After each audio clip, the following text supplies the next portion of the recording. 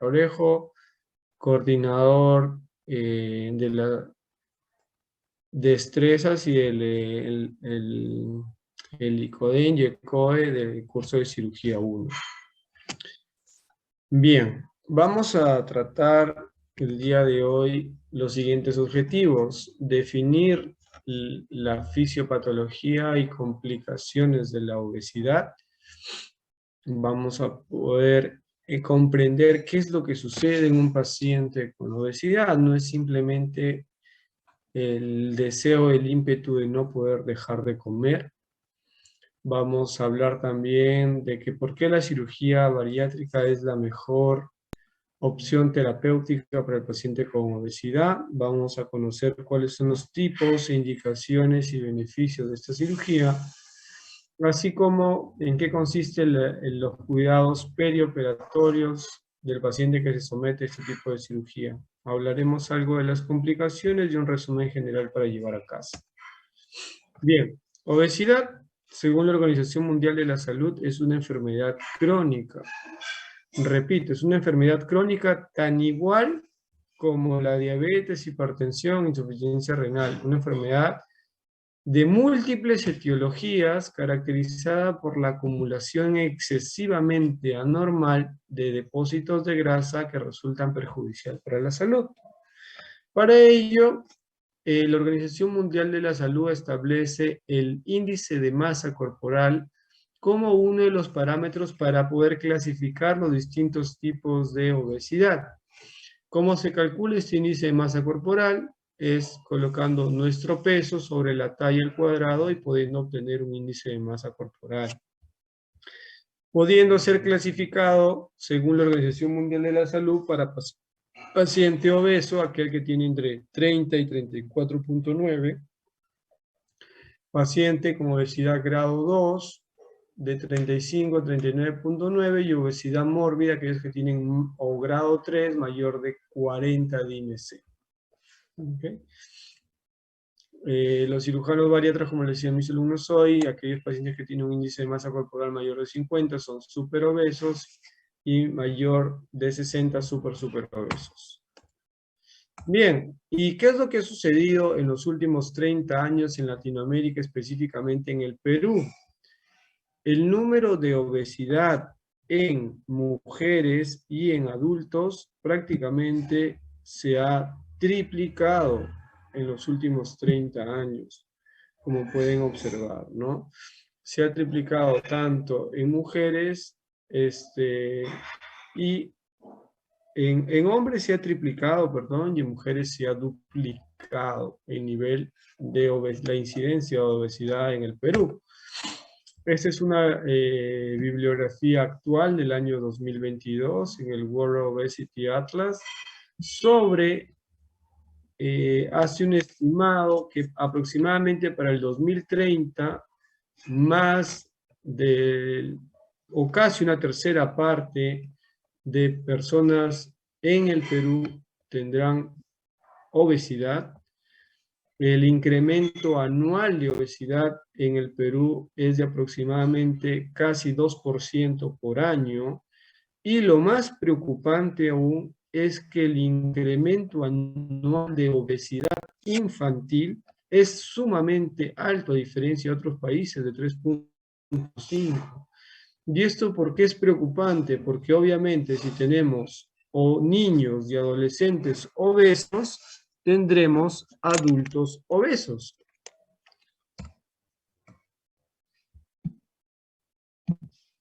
Bien, les mencionábamos que íbamos a conocer la fisiopatología y la obesidad.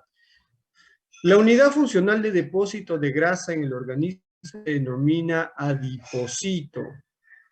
¿Qué sucede cuando existen diferentes factores predictores o gatillantes para un depósito anormal de grasa en estas células?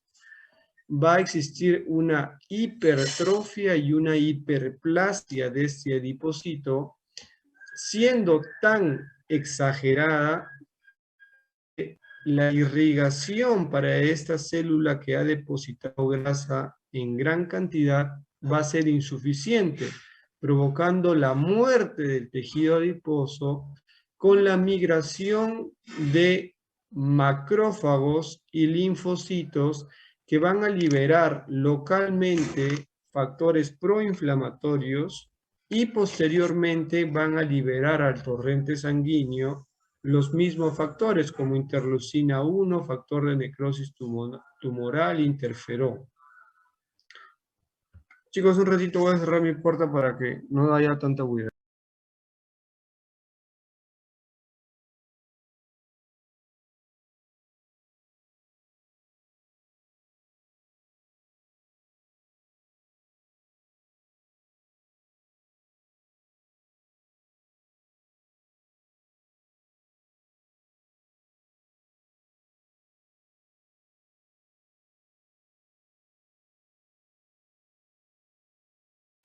Ya, ok. Entonces, al existir esta migración de macrófagos y linfocitos y existir la muerte, la hipoxia y posteriormente la muerte de este tejido adiposo, van a liberarse los mediadores inflamatorios que habíamos mencionado, provocando una inflamación local y luego sistémica, mecanismo responsable de la famosa resistencia a la insulina y la progresión de diferentes enfermedades como hipertensión, hígado graso, cáncer, como vamos a ver más adelante, como factor de riesgo debido a esta fisiopatología del paciente con obesidad. Entonces, no comprendan o crean que solamente el paciente obeso es aquel paciente que no puede dejar de comer y tiene una vida sedentaria. Ocurre que existe una fisiopatología que va a perpetuar este mecanismo. Entonces, eso va a condicionar a que el paciente con obesidad persistentemente se encuentre depositando grasa en el tejido, en los diferentes tejidos. Bien, entonces, la obesidad y el COVID saben que ambos son considerados pandemias. Y la obesidad es un estado de inflamación crónica, es un inflamado crónico, un paciente obeso, por la liberación de estos mediadores proinflamatorios que ya les expliqué.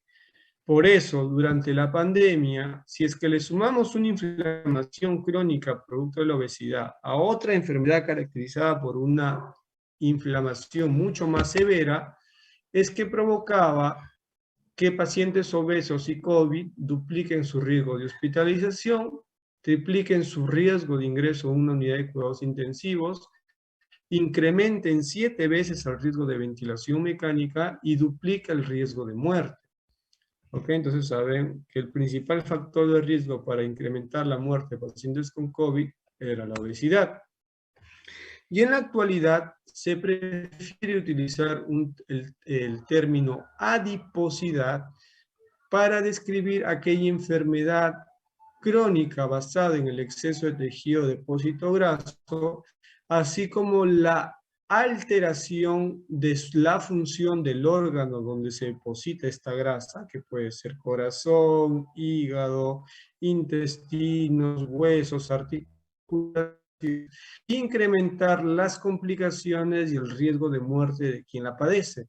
Muchas veces obesidad es un término despectivo y por la cual en la actualidad se prefiere utilizar el término enfermedad basado en adiposidad y no únicamente obesidad como tal a partir del 2014 por la Organización Americana de Endocrinología. ¿Cuáles son las complicaciones del exceso de adiposidad en las personas que la padecen? Son múltiples, son enfermedades que van, como dice, de la cabeza a los pies. Puede provocar depresión, ansiedad, baja autoestima, incrementa el riesgo de infarto cerebral, provoca hipertensión, puede provocar infarto agudo de miocardio, arritmias cardíacas, apnea obstructiva del sueño, hígado graso, cirrosis hepática, incontinencia urinaria, resistencia a la insulina, diabetes, cáncer, reflujo gastroesofágico, infertilidad, ovario poliquístico en mujeres, disminución de la movilización y el recuento de espermatozoides en los varones, artrosis, artritis, múltiples enfermedades.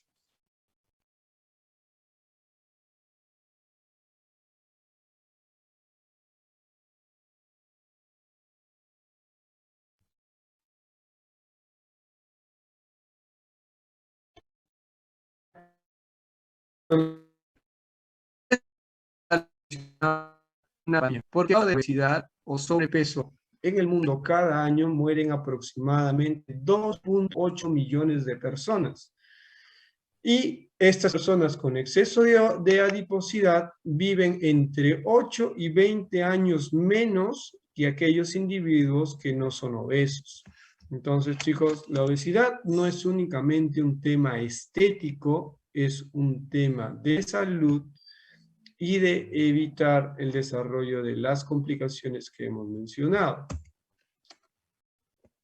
Entonces, existe un algoritmo de manejo de acuerdo al índice de masa corporal que tiene cada paciente. No todos los pacientes van a cirugía.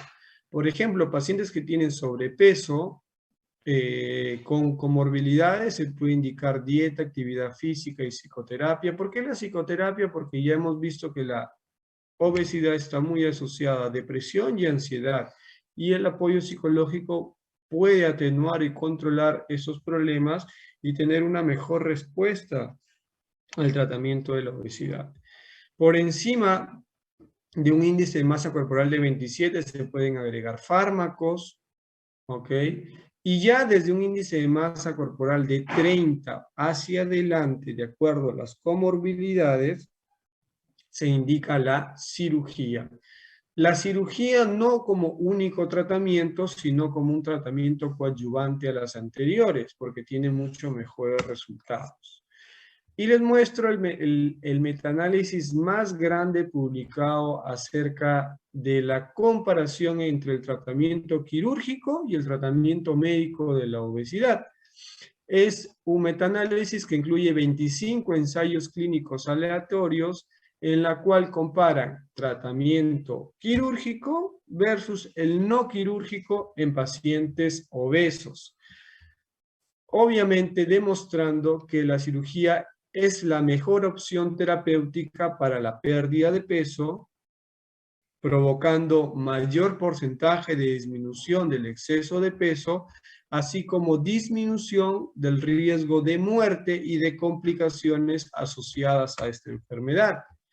Todos sabemos que un P menor de 0.05 es altamente significativo a nivel de estadística y sugiere la utilización de determinados procedimientos en el tratamiento de ciertas patologías. Y así es en el caso de la obesidad. Observen que un P menor de 0,00001, es decir, altamente significativo a nivel de punto de vista estadístico, la cirugía tiene mejor control de la pérdida de peso, independientemente de la cantidad de años, independientemente del índice de masa corporal. Siempre la cirugía va a ser mejor que el tratamiento médico, únicamente. Para la remisión de la diabetes, control de la glucosa, también altamente significativo la cirugía bariátrica comparado solamente al tratamiento farmacológico o no quirúrgico de la diabetes. El control de la glucosa, el control de la hemoglobina glicosilada, el control de la presión arterial, como vieron en el caso clínico de hoy. La cirugía bariátrica ejerce un control directo sobre el control de la presión arterial, sobre todo sistólica. Mejora el nivel de dislipidemia, nivel de triglicéridos y colesterol, sobre todo el colesterol HDL. Entonces, ¿existe alguna duda de que el tratamiento quirúrgico sea superior al tratamiento médico? La evidencia reporta que no, no existe ninguna duda y la cirugía bariátrica es la mejor opción terapéutica para el paciente con obesidad. Entonces, la pregunta, ¿quiénes van a cirugía bariátrica?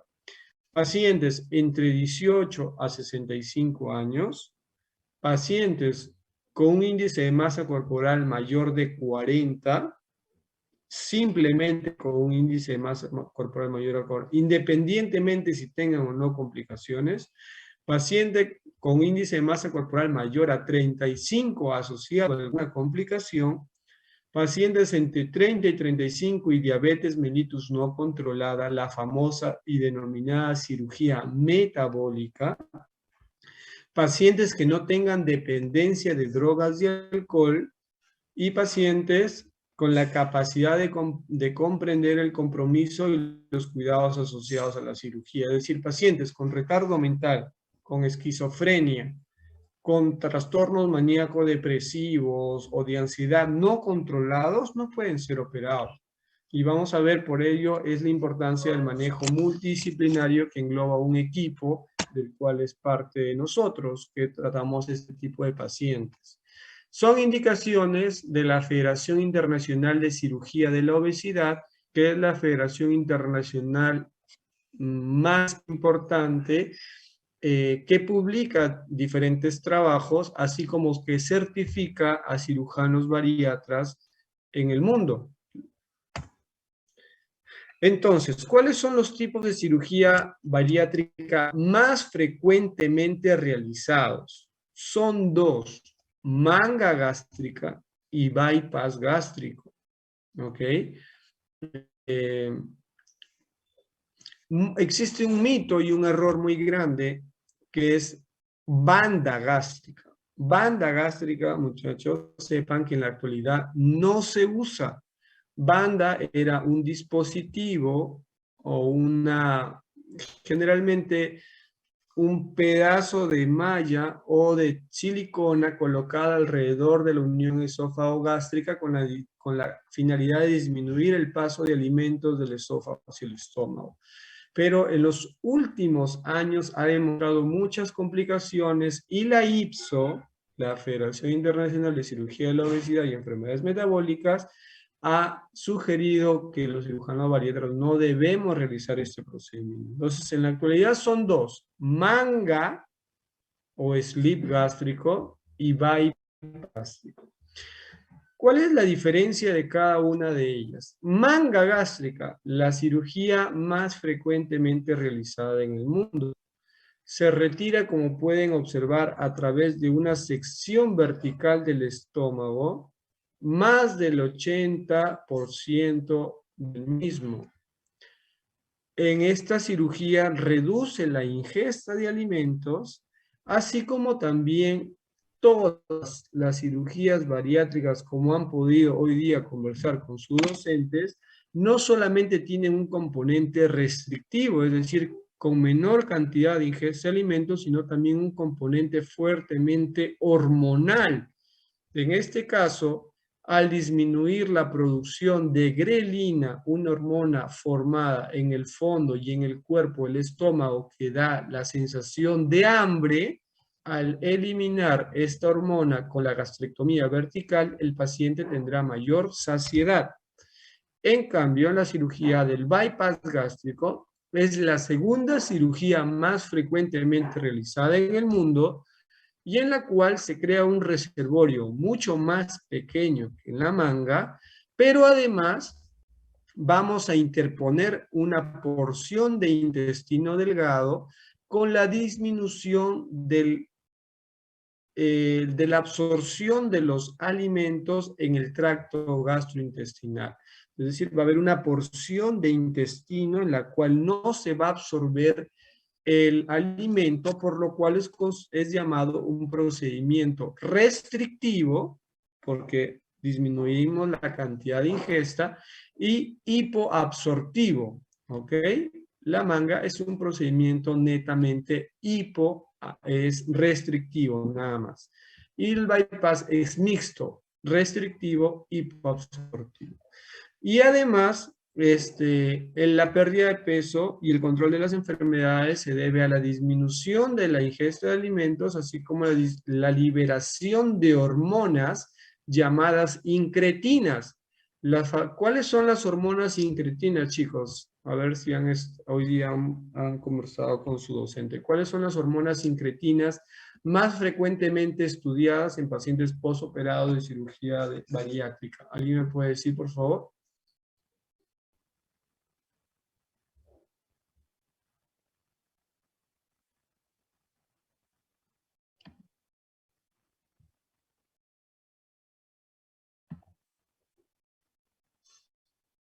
Chicos.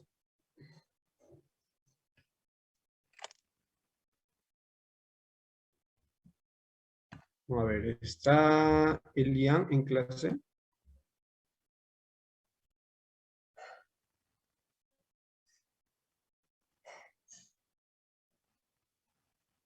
Chicos, ¿me escuchan? Sí, doctor. Puede ser GLP-1. Muy bien, las sincretinas más frecuentemente estudiadas, Fernando, son GLP-1 y péptido YY. ¿Ok? Entonces, ya las vamos a ver a ambas y cuáles son su mecanismo de acción. Muchas gracias. Entonces, ¿son las únicas cirugías realizadas en el mundo? No, existen otros tipos. Existe el bypass, son variantes, el bypass de una sola anastomosis, la bipartición gástrica, el SADI, el SASI, el Swiss duodenal, la derivación biliopancreática, escopinaro, diferentes procedimientos quirúrgicos, pero vamos a estudiar los dos más frecuentemente realizados en el mundo. Entonces, muchos se preguntarán, ¿cómo una cirugía favorece la pérdida de peso y el control metabólico de la glucosa, el control metabólico de las hormonas tiroideas, el control metabólico de la dislipidemia? Ya les mencioné, uno es el efecto restrictivo, es decir, menor cantidad de alimento que puede ingerir. La capacidad gástrica aproximadamente de un estómago es de 1 litro más o menos. Luego de remover casi el 80% del estómago, la capacidad gástrica es de 150 centímetros cúbicos aproximadamente, mucho menor que una taza. Entonces, obviamente tiene un fuerte componente restrictivo. ¿Ya? E hipoabsortivo, ya les mencioné también, al alterar el tránsito intestinal fisiológico a través de la cirugía, al alterarlo vamos a tener una menor absorción de los alimentos. Y el efecto endocrino, que es lo que principalmente me importa que ustedes conozcan, estudiantes, ¿sí? Estimados estudiantes. Uno, por una parte, la disminución de la grelina en ambas cirugías, mucho más fuerte en la manga, y la liberación de GLP-1 y péptido YY, principalmente GLP-1. ¿Por qué? Al llegar mayor cantidad de alimento no digerido a las porciones distales del intestino, se va a liberar esta hormona. Esta hormona tiene efecto directo sobre la producción de insulina en las células betas del páncreas, aumenta su producción, va a disminuir el apetito, va a incrementar la saciedad, va a disminuir la leptina, que es la hormona que favorece el mayor depósito de grasa en los tejidos, provocando una disminución de los marcadores inflamatorios y de la inflamación. Esta hormona por sí misma va a disminuir los valores de presión arterial sistólica, va a disminuir el depósito de grasa en el hígado, revirtiendo aquellos grados iniciales de esteatohepatitis, como ya veremos, mejora las enfermedades cardiovasculares, la hipertrigliceridemia, disminuye la presión sobre las articulaciones por la pérdida de peso, disminuyendo la posibilidad de desarrollo de osteoartritis o artrosis, etcétera. Un sinfín de múltiples mecanismos endocrinos, ¿ok? Tanto para manga, siendo más fuerte para bypass. Hasta aquí, chicos, ¿alguna duda algo que no haya quedado claro sobre cirugía bariátrica, tanto en los efectos o mecanismos. Bien, entonces vamos a ver un video de la cirugía más frecuentemente realizada en el mundo, que es la manga gástrica, para que ustedes tengan una idea. Obviamente, la manga gástrica y todo procedimiento quirúrgico es tratado por un equipo de cirugía bariátrica, ¿ok? Utilizamos tecnología para el desarrollo de esta cirugía, utilizamos grapadoras laparoscópicas, utilizamos recargas de sutura mecánica laparoscópica, utilizamos equipos de energía como armónico o bipolar, la cual muchas veces son los responsables de que esta cirugía pueda tener un costo mayor, pero la finalidad es darle seguridad al paciente a través del uso de esta tecnología. La cirugía se desarrolla por cirugía mínimamente invasiva o cirugía laparoscópica. En el mundo no se realiza cirugía bariátrica por incisiones. Obviamente, imagínense el riesgo y la morbilidad que eso implica, mayor riesgo de ventración, mayor riesgo de infección de sitio operatorio y múltiples complicaciones más.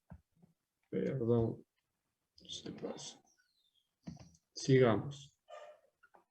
Entonces, la primera parte de una manga es liberar el epíplo mayor de la curvatura mayor del estómago, usando en este caso un bipolar avanzado. Aquí estamos en los vasos cortos.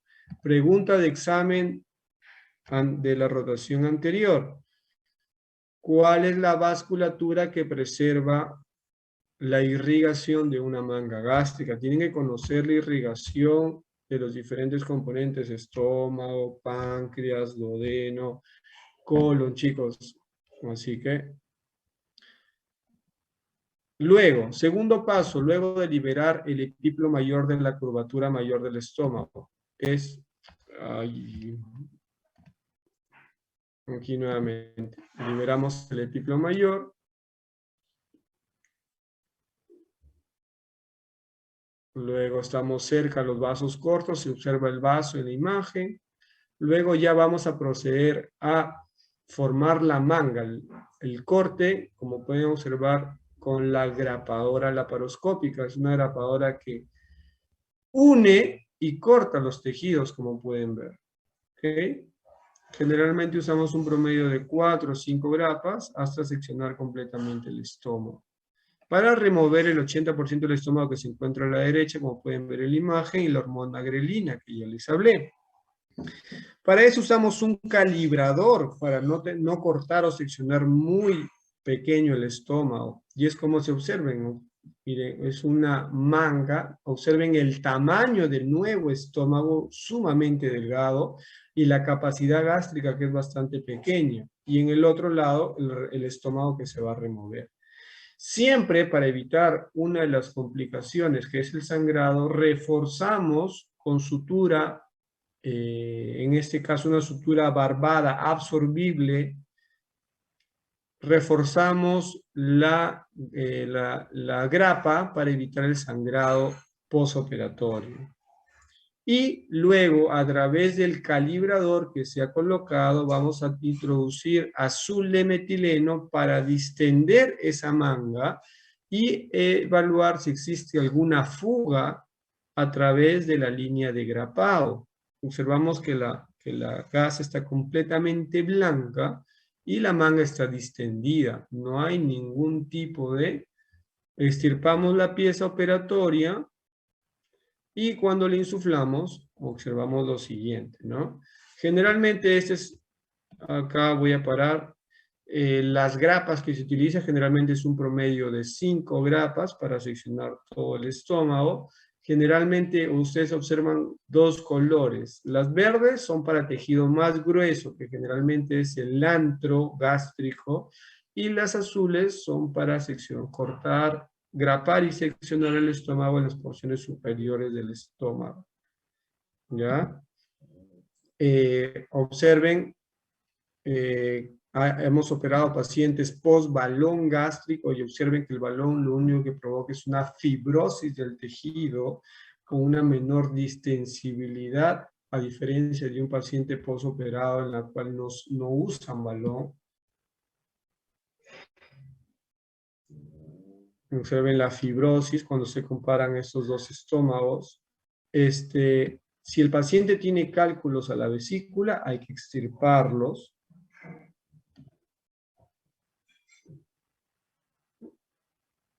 Y muchos se preguntan acerca de las incisiones postoperatorias. Son incisiones imperceptibles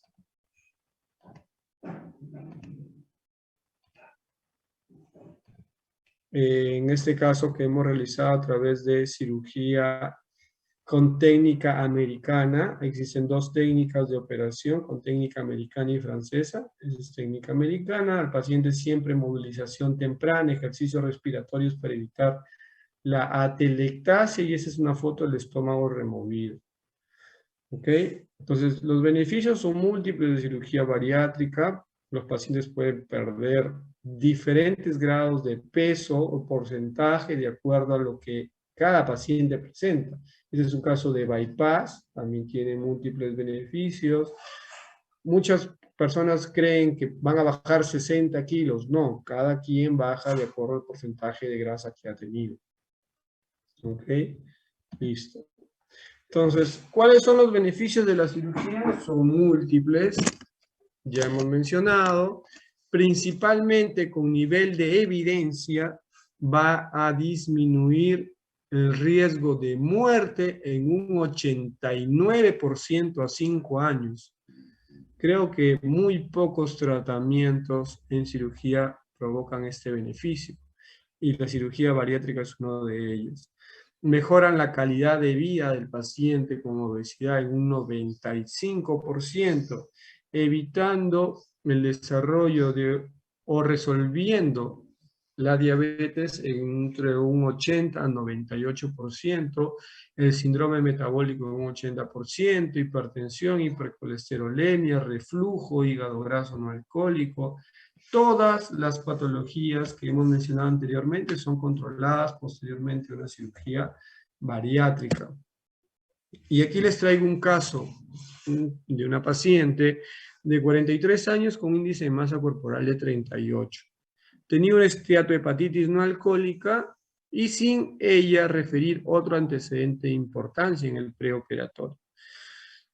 Esta paciente se le solicitó los exámenes para una cirugía y, oh sorpresa, nos encontramos con una glucosa de 135 y una hemoglobina glicosilada de 7.2. Diagnóstico, chicos. Esta paciente es una paciente diabética. Entonces, como hablaba hoy con mis alumnos, ¿en qué tiempo un paciente con resistencia a la insulina va a desarrollar diabetes? En pocos años. Entonces, esta paciente con toda seguridad ya ha tenido resistencia a la insulina, definida como el incremento del nivel sérico de insulina con una glucosa normal. Pero en el transcurso de los años, ante la persistencia de la obesidad, presentó diabetes. Entonces, estos pacientes sabemos que debemos que controlarlos. Recibió tratamiento farmacológico con metformina por 3 meses y fue preparado para una cirugía de manga gástrica. Observen, desde el posoperatorio 2, en la que el paciente dejó de recibir tratamiento farmacológico para la diabetes, hasta la actualidad, la paciente controla sus glucosas sin tratamiento farmacológico. Entonces, está demostrado que la cirugía controla el nivel de glucosa, como les había mostrado, con un nivel de evidencia bastante importante. Ahora, dos problemas muy frecuentemente relacionados a obesidad y que son un aspecto muy importante y que muchas personas lo dejan de lado.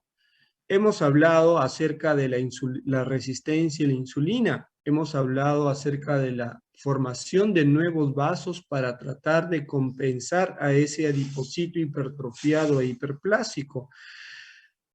Hay otros factores asociados a la inflamación local, como también la liberación de hormonas dependientes del tejido graso, principalmente estrógenos, que van a favorecer un ambiente para el desarrollo de cáncer denominado carcinogénesis. ¿Ok? Y por ello, la cirugía bariátrica ya ha demostrado disminuir un riesgo importante del desarrollo de neoplasias, como les dije, sobre todo de cáncer de hígado, colorectal y mama, en pacientes con obesidad. Y algo mucho más importante que seguramente todos han escuchado en algún momento en cuando han llevado medicina, el hígado graso. Es una patología muy frecuente en el Perú y en la actualidad se considera que casi todo, más del 95% de pacientes con obesidad mórbida tienen hígado graso. ¿Ok? Ya constituye en Estados Unidos la segunda causa de trasplante de hígado. Ojo, chicos, estamos llegando a trasplante de hígado por depósito de grasa en el hígado. ¿Y por qué? Porque no existe ningún tratamiento específico para la enfermedad, pastillas, medicamento, no le existe. El único tratamiento que ha mostrado significancia en los resultados en cuanto a reversión del depósito de grasa en el hígado y reversión de los marcadores de inflamación en el hígado como transaminasas es la cirugía bariátrica o metabólica. ¿Y por qué es importante? Porque miren, a pesar de que un paciente en una evolución normal que va de hígado normal a hígado graso, a esteatohepatitis alcohólica, a cirrosis, pueden requerir un trasplante. Pero ¿qué es lo preocupante? Que aquel paciente que ya es trasplantado debido a una cirrosis por esteatohepatitis alcohólica, 20 a 40% recurrirán en un nuevo hígado graso y del 30 al 100 van a recurrir en un nuevo depósito de grasa en el hígado. 20 a 40% esteatohepatitis y 30 o al 100% nuevamente hígado graso, pudiendo seguir la cadena. Y bueno, ayer justamente hablábamos acerca del nivel y el porcentaje de trasplante en el Perú. Saben que lamentablemente es bastante bajo y esto de proseguir ya en pocos años en el Perú hacia un 30% de la población incrementará el riesgo de trasplante o la necesidad de trasplante de hígado en el Perú por hígado graso y con la posibilidad de nuevamente recurrir y el paciente probablemente fallecer. Entonces, recuerden, por favor, la cirugía no es el único tratamiento para un paciente con exceso de adiposidad. Es uno de los pilares. Siempre debemos apoyarnos del soporte nutricional. Hablamos que la obesidad es una enfermedad crónica. Entonces, ¿qué sucede si un paciente hipertenso diabético deja de tomar su medicina? Va a recurrir a la enfermedad. Entonces, el paciente obeso que se somete a una cirugía tiene que siempre tener un control nutricional, tener un control psicológico, realizar una actividad deportiva y tiene que tener controles por los diferentes especialistas. ¿Ok? En estos casos el tratamiento no constituye el tomar medicación únicamente, más sí cambios de vida, para toda la vida. Mucha gente cree que me opero de cirugía bariátrica y de aquí en 6 meses voy a estar comiendo chisito con yogur y helados y ya no voy a engordar. Y eso es totalmente falso. Y no es así. Entonces, ¿en qué consiste la preparación ya de un paciente en el perioperatorio de una cirugía bariátrica? Existe el famoso ERAS bariátrico. Ustedes en el pre y posoperatorio, en la clase de pre y posoperatorio, ustedes han estudiado el ERAS para todo procedimiento quirúrgico, pero existe un ERAS para cada cirugía, para cirugía colorectal, para cirugía cardíaca. En este caso, el ERAS bariátrico es conocido como ERBAS. Existe una actualización del 2022 y guían las pautas de atención en el paciente que se va a someter a una cirugía bariátrica. ¿Cuál es la finalidad? Tener menor cantidad de reingresos y mejor satisfacción postoperatoria en el paciente.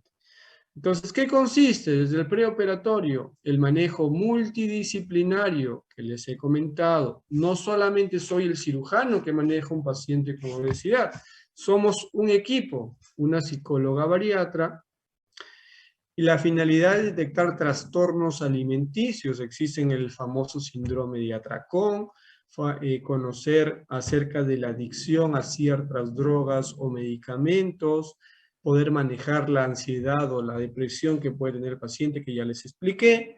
Si el psicólogo cree conveniente, puede sugerir como su especialidad hacia el cirujano bariatra, que es quien comanda este equipo multidisciplinario, enviar al paciente al psiquiatra. Si el psiquiatra no da pase para la cirugía, nosotros no podemos operar al paciente. ¿Por qué? La ansiedad postoperatoria se puede incrementar y la depresión también. Si es un paciente no controlado, puede incluso tener algún tipo de gesto suicida. Entonces, hay que controlar muy bien a estos pacientes antes de una cirugía. Nutrición. Muchos pacientes necesitan una dieta preoperatoria de aproximadamente 10 a 14 días, dependiendo del grado de obesidad, de una dieta hipocalórica con la finalidad de ¿qué? De disminuir el tamaño de grasa en el hígado del paciente que vamos a operar, así como disminuir la grasa en el mesenterio, tener la cirugía mucho más rápida, con menor riesgo de sangrado o de complicaciones. Y además, desde el preoperatorio, suplementar con vitaminas y proteínas a estos pacientes. El paciente obeso con exceso de adiposidad no es un paciente bien nutrido, es un paciente malnutrido. Mucha gente cree que pacientes con exceso de adiposidad es un paciente que está muy bien sus niveles de vitaminas o están en exceso sus niveles de vitaminas y proteínas, y no son así. Ya la evidencia muestra que aproximadamente entre un 26 a 30% de estos pacientes tienen algún déficit de vitaminas o de proteínas y hay que suplementarlas desde el preoperatorio. En Perú, a todos los pacientes les realizamos endoscopía digestiva alta. ¿En búsqueda de qué? De identificar una hernia hiatal o reflujo gastroesofágico que contraindican el desarrollo de una manga gástrica, o de detectar tumores, esófago de Barrett, etc. Así como también se le solicita una ecografía para identificar hígado graso y cálculos a la vesícula. Exámenes de laboratorio que se solicitan a los pacientes, al menos en el grupo con el que trabajo.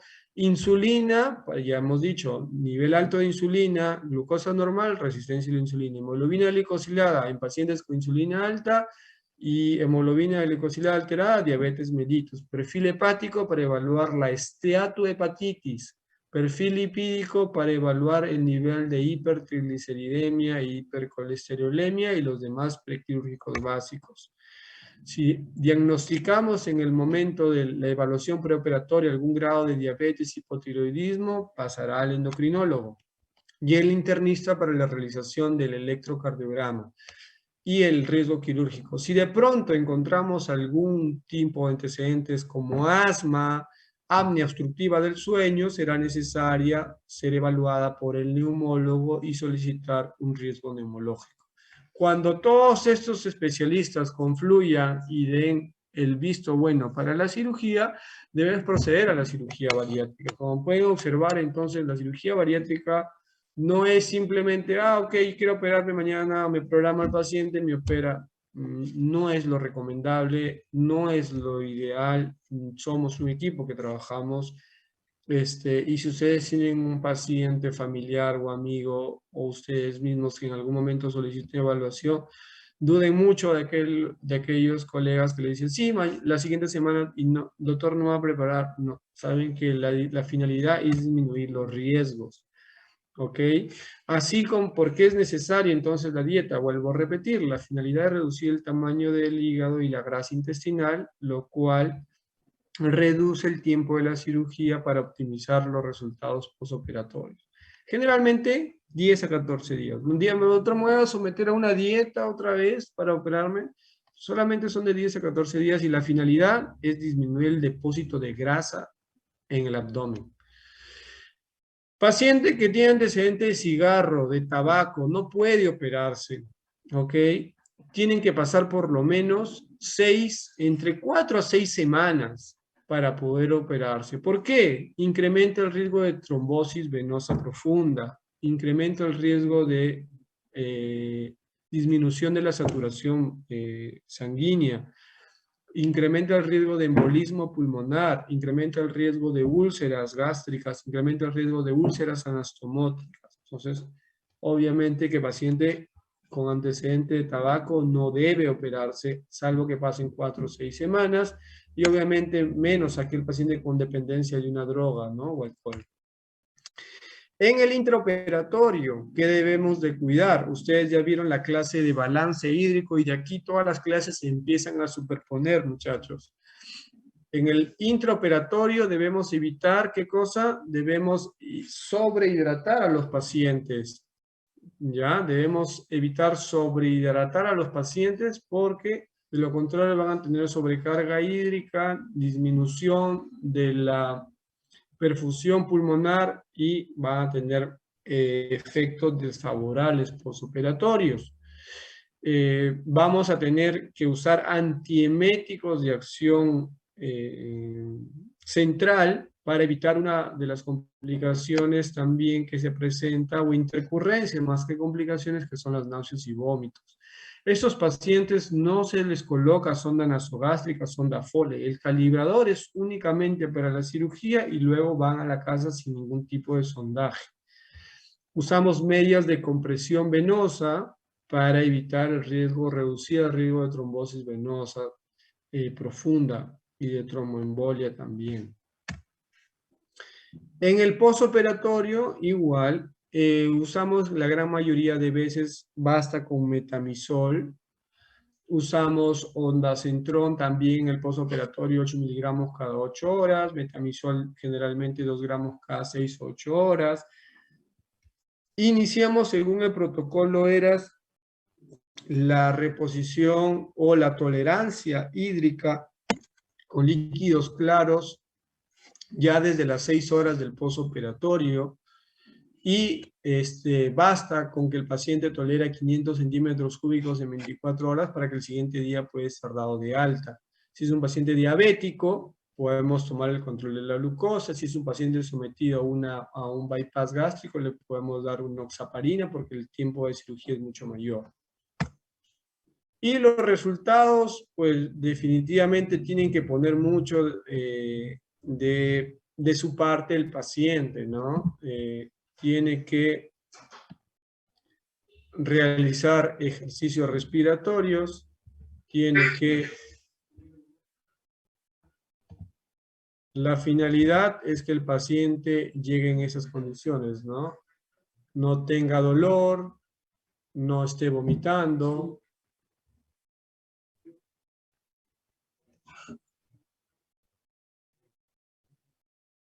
Entonces, es lo que se busca en el paciente. ¿Se escuchó el audio, chicos? No, Sí, doctor. A ver, los pongo de nuevo para que escuchen.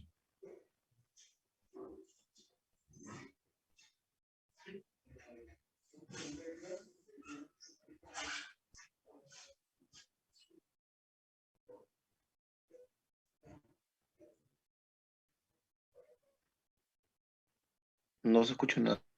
Doctor, no se escucha. No se escucha. A ver, vamos a volver a compartir la pantalla a ver si se escucha. Ah, ya, ahora sí se va a escuchar.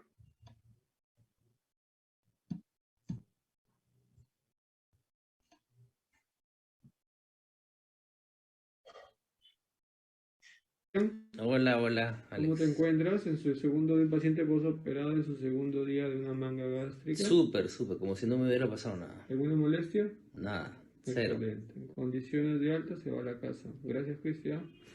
¿Lo escuchó, chicos? Sí, doctor. Sí, doctor.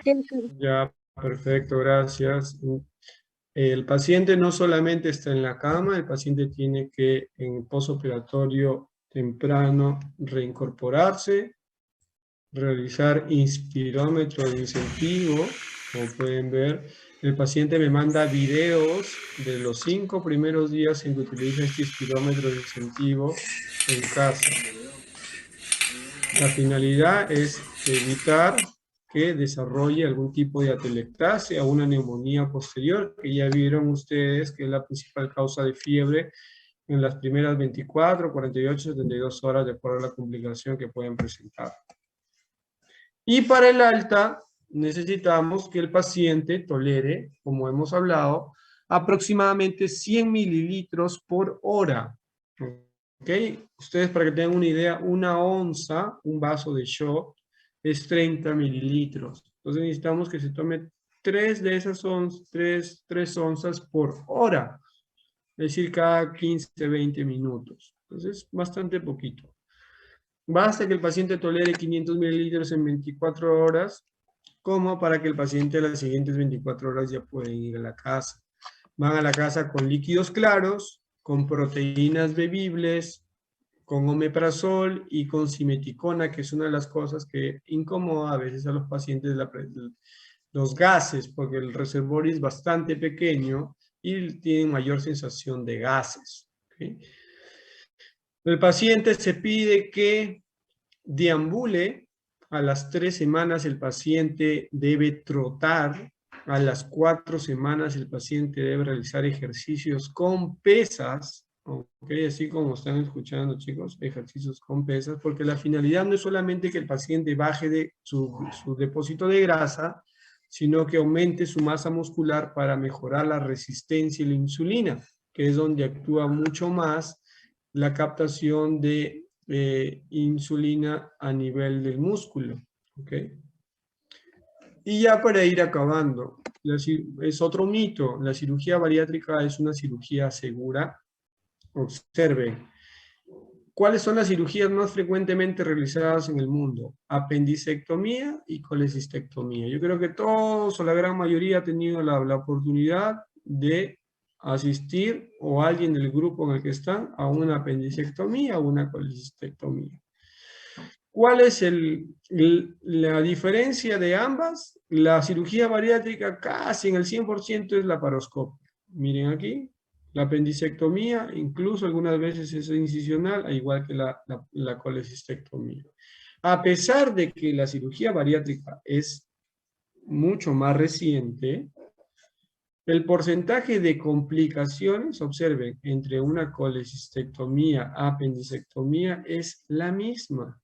Incluso miren el riesgo de muerte, es mucho menor que una colecistectomía. ¿Ok?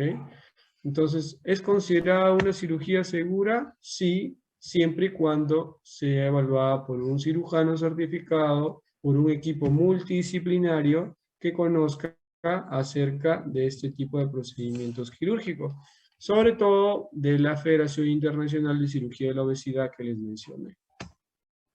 Complicaciones, y con esto acabamos, chicos. Las complicaciones más frecuentes son hemorragia, que ya les hablé. El lugar de sangrado más frecuente en la manga es en la línea de grapado, y es un poco más frecuente en manga que en bypass. Puede ser también en lugares en los cuales se seccionó el tejido, como el pípilo mayor, o pueden sangrar a nivel de los trocas. Mucho depende el riesgo de sangrado, si es que el paciente tiene un índice de masa corporal. A mayor índice de masa corporal, mayor riesgo de sangrado. Si el paciente tiene diabetes, actúa como un factor de riesgo también, o si tiene un síndrome metabólico. que es la coexistencia de resistencia a la insulina, hipertensión, hipercolesterolemia, perímetro abdominal elevado. Gracias a Dios, la gran mayoría de veces cesan con un manejo conservador, pero es importante tomar la decisión oportuna de cuándo el paciente necesita reintervenirse. Aproximadamente en cirugía bariátrica, nosotros que dejamos drenajes más de 25 mililitros en una hora en el drenaje a presión negativa, que ustedes ya conocen, que es el Judson-Pratt o el Blake, muchas veces puede requerir la exploración en estos pacientes. Y la otra complicación más frecuente son las fístulas o fugas, ¿ok? Que son mucho más frecuentes en el bypass que en la manga. Entonces, sangrado más frecuentemente en manga, fugas más frecuentemente en bypass, ¿ok? Y es la emergencia más temida en el postoperatorio, ¿no? La gran mayoría de ellas se provocan en los primeros 7 días, es por eso que dejo drenes a presión negativa durante los primeros 7 días, que es el mayor porcentaje de presentación de estas fugas o fístulas. En la manga es más frecuentemente la ubicación alta, como les había mencionado, cerca de la unión esófago-gástrica. Y en el bypass va a depender la gran mayoría de veces en la unión gastroyeyunal, el mayor riesgo de fugas. Obviamente también a mayor índice de masa corporal, mayor riesgo de fugas, al igual que sangrado, así como la presencia de síndrome metabólico también es un factor de riesgo. No todos los pacientes necesitan cirugía. Algunos pueden ser manejados médicamente con manejo endoscópico, radiológico, cuando sí lo tengan. Ya vamos a ver el caso de fístulas, que es el último tema, pero es importante que lo sepan. La estenosis es otra de las complicaciones, mucho más frecuentemente en el bypass, la gran mayoría de ellas en los primeros 30 días del postoperatorio. Y bueno, felizmente necesitan solamente dilatación en 2 sesiones con estos dilatadores de la anastomosis, con la finalidad de que necesitamos solamente, chicos, 15 milímetros de unión entre el estómago y el yeyuno para que el alimento pueda pasar sin ninguna dificultad. Entonces, muchas veces se necesitan solamente dilataciones con estos valores. Entonces, a partir de hoy, todos aprendamos que la obesidad es una enfermedad crónica de múltiples causas y que afecta a muchos órganos, incrementando la mortalidad de quien la padece. El único tratamiento que va a disminuir el riesgo de muerte y va a favorecer la pérdida de peso es la cirugía bariátrica.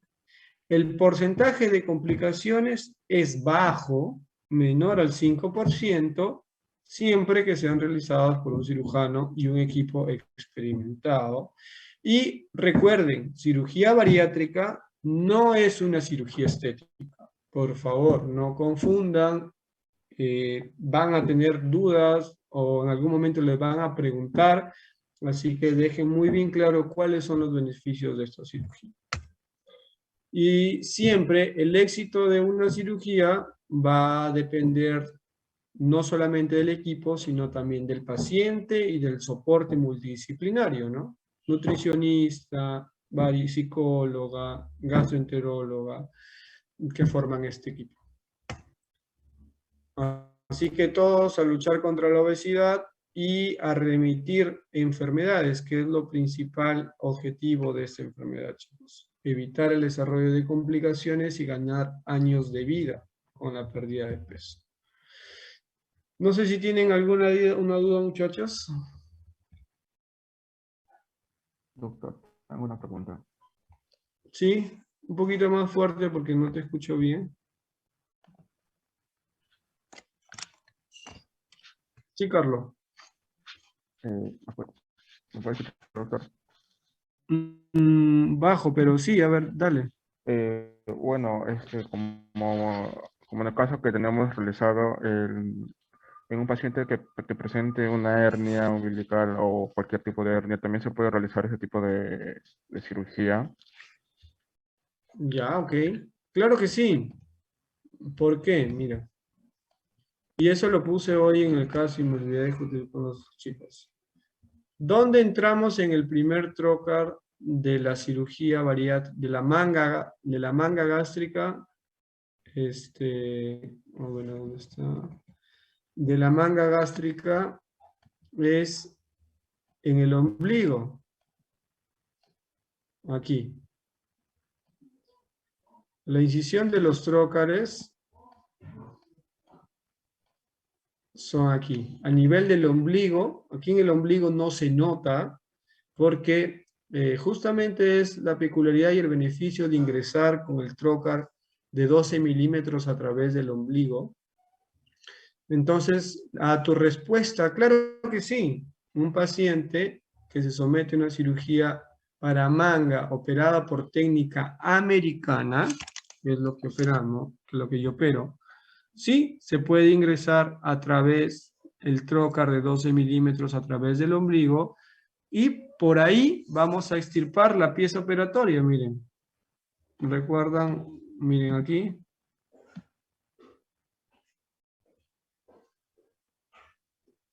Acá está, mire, justamente donde está el dedo, estamos extirpando a través del ombligo, miren. Entonces, por el ombligo sacamos la pieza operatoria. Entonces, claro que sí, lo sacamos a través del ombligo y reparamos luego el ombligo con puntos de sutura, que pueden ser Vicryl.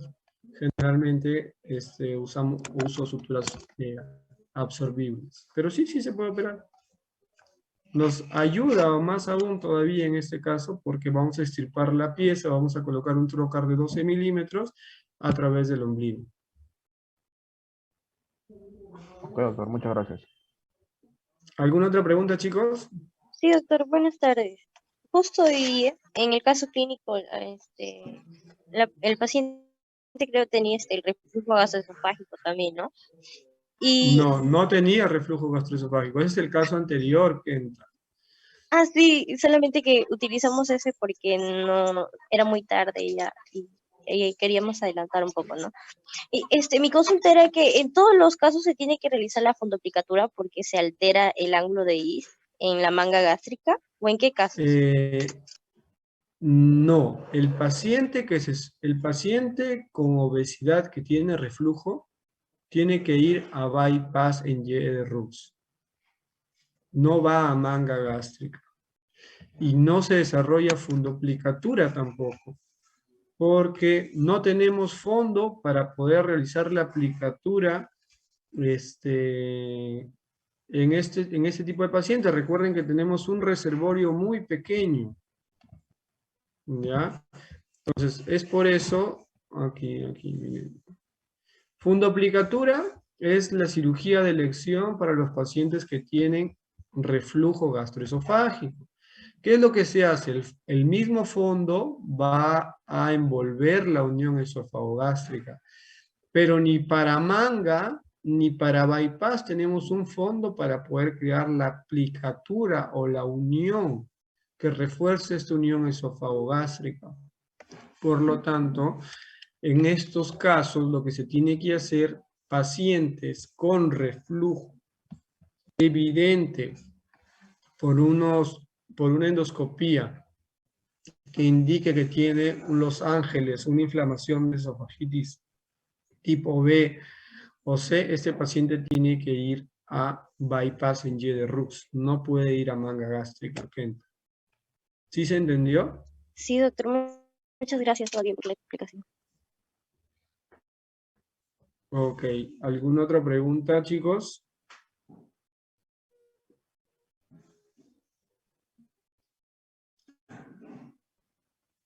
Listo, muchachos.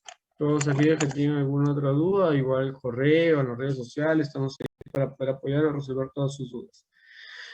Suerte, muchachos, nos estamos viendo hasta el ECOI. Bueno, Gracias, doctor. Cuídense.